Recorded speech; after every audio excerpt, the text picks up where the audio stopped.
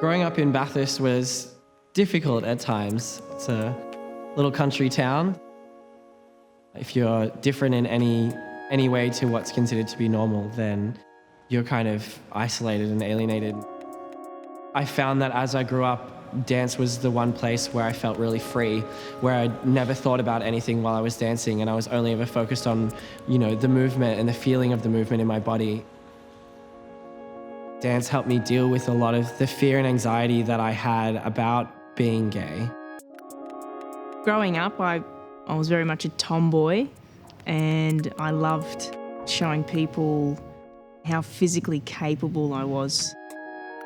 Training was something I could control, and in many cases you can't really control your sexuality. Now, I grew up in a very Christian background where I couldn't talk to anyone about anything. I didn't really understand being gay when I was 11. I remember being enamored by seeing older men, but just thinking that they were handsome, not really understanding it. And probably growing up in a community where I couldn't talk to anyone about it because I would have just been shunned. I was married for 10 years to a woman, and when I got divorced from her, I was shunned from the community. Everybody just kind of went, "You're divorced, you're nothing anymore." So imagine having to then come out and say, "Oh, I'm gay." Moving into adolescence, I found myself attracted to girls, and I actually thought it was something I'd grow out of. It wasn't an enjoyable period. It probably wasn't until later on that I realised I might actually be gay. When it came out, I was probably about 15. I still tried my hardest to minimize people talking about it because it still was really difficult to be walking through the school hall and everyone be like gossiping about you and calling you faggot and people threatening to bash you for being gay. I didn't move over to disability sport until about the same age that I was comfortable being gay. And I think that had a lot to do with accepting myself. I got to a point for myself where I needed to stop worrying about what everybody else thought and what everybody else thought of me and what do I think of myself and how do you value yourself. Society expects that the norm is you're straight and you'll have a boyfriend and you'll get married. People make the assumption that you're straight. In the same way, I guess, talking on the phone to many people, they make the assumption that I've got two hands. Before telling my family, I was scared.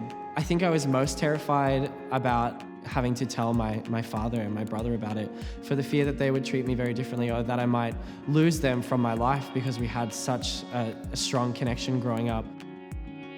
I actually came out to my dad and he said he'd deal with my mother.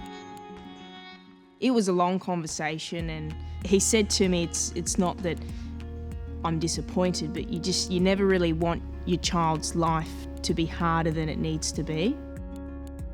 All the ridicule that I was receiving at school put me in a place where I was really upset. I was in the car with my dad. We somehow got onto the topic of me being gay, and he always talks about how I'm his blood and that he will always love me because of the fact that I am his blood. And he always says that whenever anyone speaks to him about me being gay or says something about that. It was pretty gradual. I think I just took it day by day, but I did feel a lot better just knowing that they knew. I guess I did feel as though a weight had been lifted off my shoulders.